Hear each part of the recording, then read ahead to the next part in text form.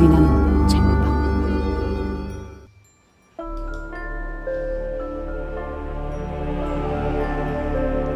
네, 안녕하세요. 소리나는 책방 배작가입니다. 네, 화요일에 탐정 안강산 최초 공개 진행되니까 화요일 오전 10시 45분에 시간 되시는 분들은 참여해 주시면 대단히 감사하겠고요. 네, 오늘의 첫 번째 이야기 시작하겠습니다.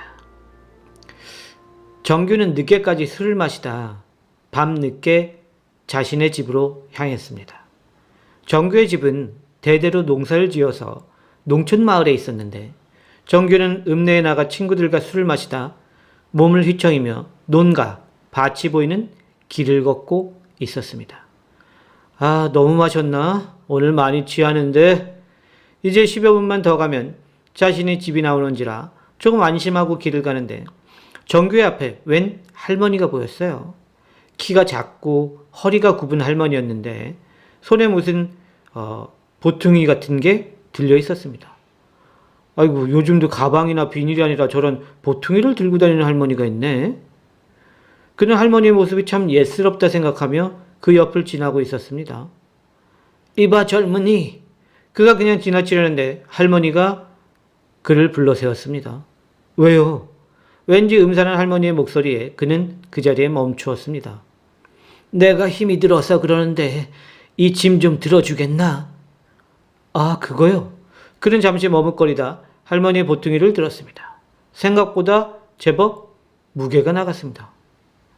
할머니, 이 안에 뭐가 들었길래 이렇게 무거워요? 귀한 게 들었지. 그러니까 조심히 들어. 조금 있다가 내가 다시 들을 테니까. 아, 네. 정규는 안의 내용물이 궁금했지만 꾹 참고 그 보퉁이를 들었습니다. 그런데 자꾸 보퉁이 쪽에서 이상한 냄새가 올라오는 것 같았어요. 아, 이 불쾌한 냄새는 뭐지? 그는 코를 킁킁거렸고 그 모습이 마음에 안 들었는지 할머니가 한마디 했습니다. 힘들면 이리 줘. 할머니는 그가 들고 있던 보퉁이를 잡아챘고 그 바람에 보퉁이가 땅바닥에 떨어지고 말았습니다. 그리고 보퉁이에 들었던 내용물이 땅바닥으로 대구로 굴렀습니다. 할머니가 들고 있던 보퉁이에서 떨어진 물건은 다름 아닌 사람의 머리통이었습니다. 바닥에 떨어진 머리통의 눈이 살아있는 듯 정규를 노려봤습니다. 할머니, 이거 뭐예요?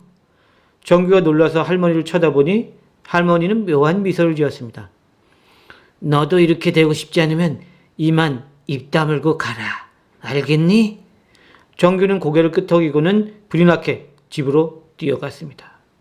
다음날 아침에 일어난 정규는 자신이 전날 밤 겪은 일이 실제 벌어진 일인지 술에 취해 환상을 본 건지 헷갈렸습니다.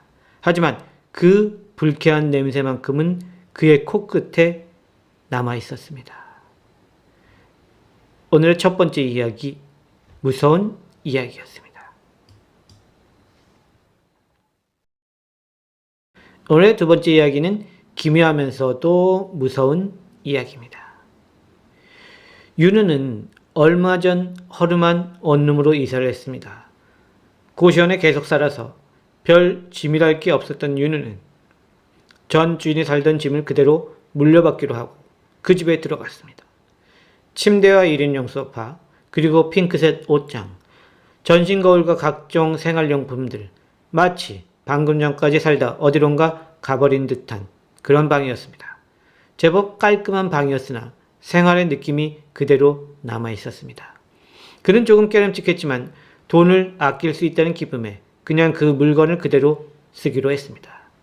그러던 어느 날 윤우가 새로 구한 편의점 알바를 하고 집에 돌아왔는데 갑자기 전신 거울이 그의 눈에 들어왔습니다. 그는 무심코 거울에 자신의 모습을 비추었습니다. 아직 20대 후반인데도 피곤에 찌든 얼굴이었습니다. 열심히 살다 보면 언젠간 좋은 날도 오겠지 뭐. 윤우가 스스로를 다독이며 돌아서는데 갑자기 거울에 자신의 모습이 아닌 웬 여자의 모습이 나타났습니다. 뭐야? 윤우는 눈을 비비고 다시 거울을 봤지만 거울 속에는 분명 자신이 아닌 웬 긴 머리의 여자가 그를 보며 울고 있었습니다. 그는 서둘러 몸을 돌렸습니다. 심호흡을 하고 다시 거울을 보았습니다.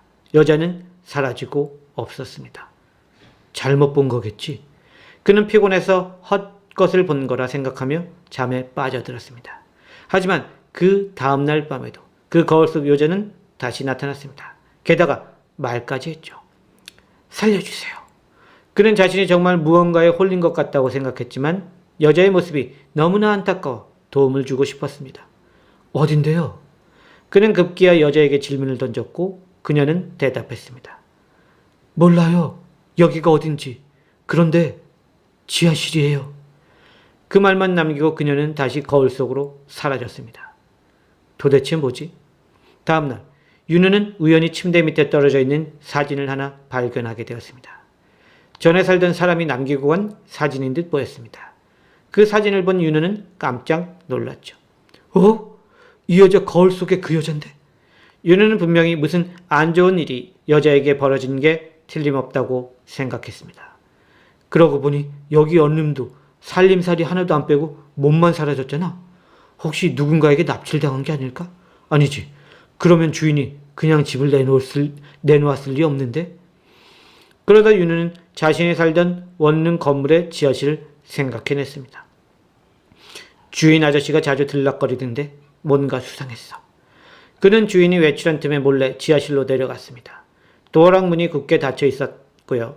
그는 기회를 노려 주인이 그 지하실을 열고 들어갈 때 몰래 도어락 번호를 알아내는 데 성공했습니다. 그리고 마침내 주인 몰래 지하실로 들어갔는데 거기에는 정말 그가 거울에서 보았던 여자가 손발이 묶인 채로 갇혀 있었습니다. 그 모습은 비참하기 이를 데 없었죠.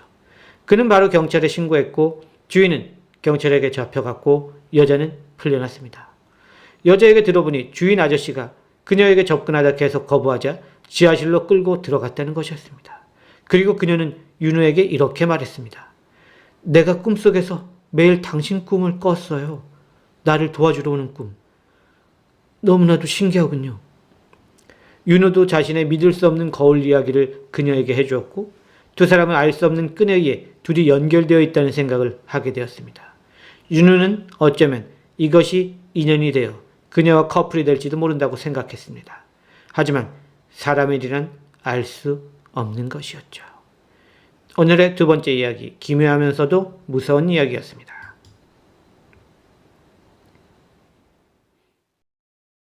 오늘의 또 세 번째 이야기 진행하도록 하겠습니다. 세 번째 이야기는 기묘한 이야기입니다. 준호는 얼마 전에 온라인 쇼핑몰에서 자전거 하나를 주문했습니다. 비싼 물건은 되도록 오프라인 매장에서 직접 보고 사는 편이었지만 워낙 파격적인 가격이라 구매 버튼을 누르고 말았습니다. 그런데 자전거를 받는 날 황당한 일이 벌어졌습니다. 똑같은 자전거가 두 대나 온 것이었습니다. 당황한 그는 주문 내역을 살펴봤지만 한 대를 주문한 것이 맞았습니다. 카드 요금도 한 대만큼 나갔습니다. 준호는 무슨 오류가 있다고 생각해 판매자에게 연락을 했지만 그냥 가지라는 연락이 되돌아왔습니다. 준호는 주문한 자전거와 또 다른 자전거를 찬찬히 들여다봤습니다.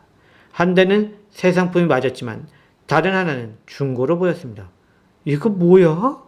그는 찜찜한 마음에 중고 자전거는 그냥 밖에 내놓기로 했습니다. 외관상 멀쩡한 자전거이니 누가 가져가도 상관없다고 생각했습니다. 준호는 그가 사는 아파트 놀이터 근처에 그 자전거를 세워두었고 자전거는 반나절도 지나지 않아 누군가가 가져갔습니다. 그는 왠지 홀가분한 마음이 되어 그제야 새 자전거를 즐길 수 있었습니다.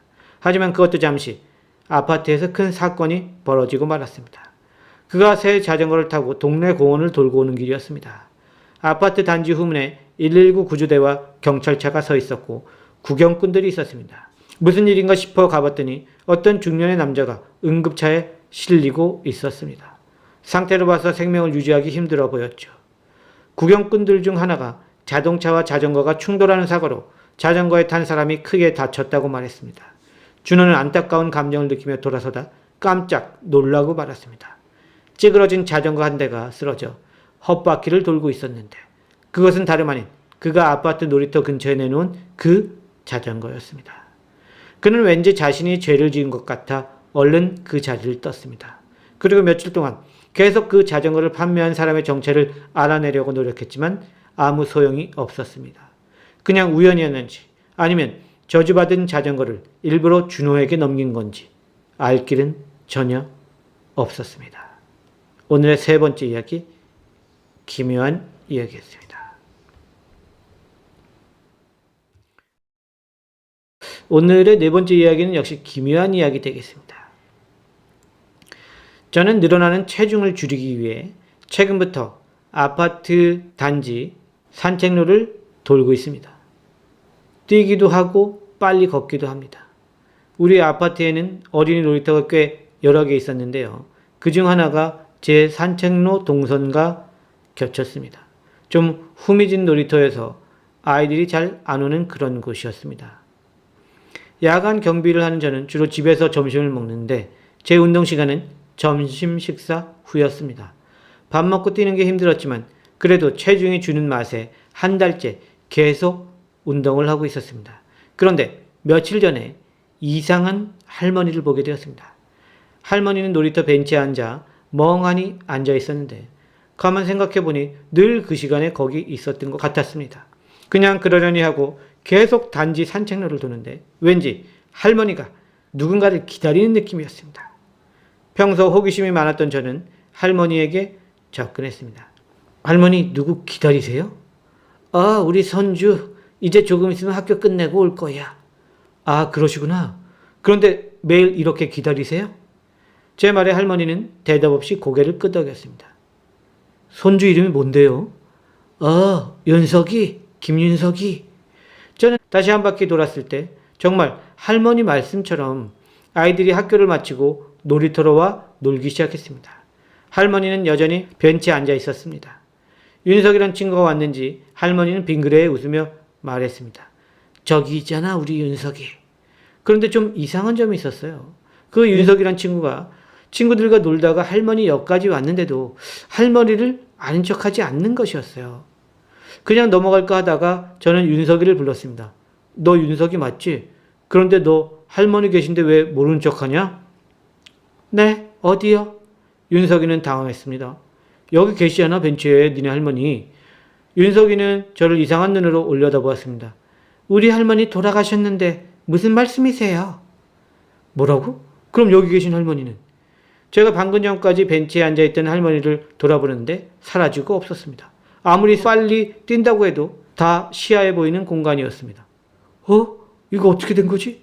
저는 머쓱한 기분이 되어 돌아섰습니다. 그리고 다음날 또 운동을 나갔을 때는 할머니가 또 그 자리에 앉아 있었습니다. 제가 다가가 말을 붙이려는데 할머니가 손을 내저었습니다. 이젠 그냥 내버려 둬요. 이제 내가 어떤 존재인지를 잘 알잖아요. 네? 저는 놀라 뒤로 주춤거렸고 다시는 그쪽으로 운동을 나가지 않게 되었습니다. 오늘의 네 번째 이야기, 기묘한 이야기였습니다. 자, 그러면 또 이야기 하나 하고 오늘의 다섯 번째 이야기는 무서운 이야기입니다. 현성은 요즘 기분이 날아갈 듯 좋습니다. 모태솔로로 30년을 살아온 그에게 너무나도 매력적인 여자친구가 생겼기 때문이었습니다. 성격도 좋고 외모도 그가 바라던 이상형이었습니다. 다른 여자들처럼 명품을 사달라거나 비싼 레스토랑에 데려가 달라는 말도 없었습니다. 그녀의 유일한 취미는 등산이었죠. 처음에는 그녀의 취미가 등산이라고 해서 깜짝 놀랐습니다. 도회적이고 가녀린 그녀의 이미지와는 전혀 맞지 않았기 때문이었죠. 반전 매력이라 더욱 좋았습니다. 산을 가면 데이트 비용도 거의 안 들어 좋았죠. 그러던 어느 날 그녀와 만난 지 2달 정도 되었을 때 여자친구 소영이 색다른 제안을 했습니다.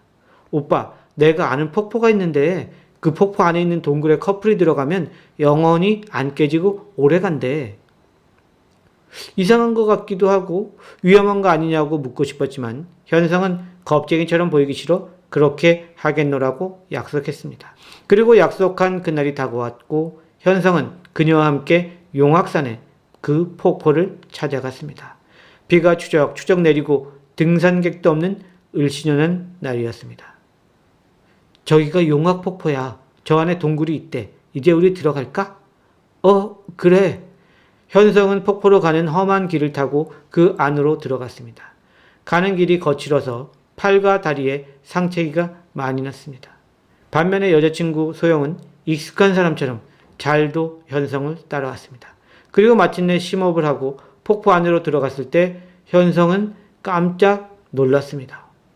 실제로 폭포 안에 영화에서처럼 동굴이 있었고, 그런데 그를 더욱 놀라게 한 것은 그 동굴 안에 험상궂은 남자 셋이 그를 기다리고 있었다는 사실이었습니다.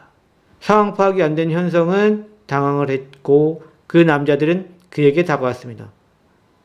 2달 만에 여기까지 데려왔구나. 소영이 너 대단한데? 이 정도는 해야지. 교주님한테 받은 은혜가 얼만데. 현성은 무슨 이야기인가 어리둥절해 소영을 돌아봤습니다. 이봐 오현성씨, 내가 왜 당신같이 못생기고 능력 없는 사람하고 사귀겠어? 안 그래? 당신같이 비전 없는 사람은 다른 사람들을 위해 죽어주는 게 좋을 것 같아. 다른 사람을 위해 죽는다? 그게 무슨 소리야? 교주는 또 뭐고? 현성의 말에 남자들이 피식 웃었습니다. 아직도 모르겠어? 우리는 살아있는 희생자가 필요하거든. 잠시 후 동굴 끝에서 흰 옷을 입은 교주가 나타났습니다. 좋아. 착하게 생겼구만. 이 정도면 충분하겠어. 현성은 사이비 종교의 순교자로 선정되어 산채로 죽음을 맞게 될 위기에 처했습니다. 그가 좋아했던 소영은 그 종교의 행동대원격인 인물로 때때로 이렇게 사람들을 교주에게 잡아다 바쳤습니다. 교주는 현성같이 억울한 죽음을 맞이한 사람들을 순교자로 둔갑시켜 신도들을 현혹시켰습니다. 오늘의 5번째 이야기, 무서운 이야기였습니다.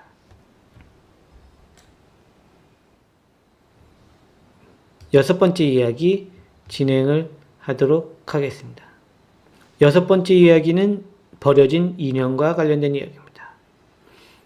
기묘한 이야기 되겠고요. 얼마 전부터 퇴근하고 집에 들어갈 때마다 아파트 공동현관 옆 난간에 웬 인형이 눈에 띄었습니다.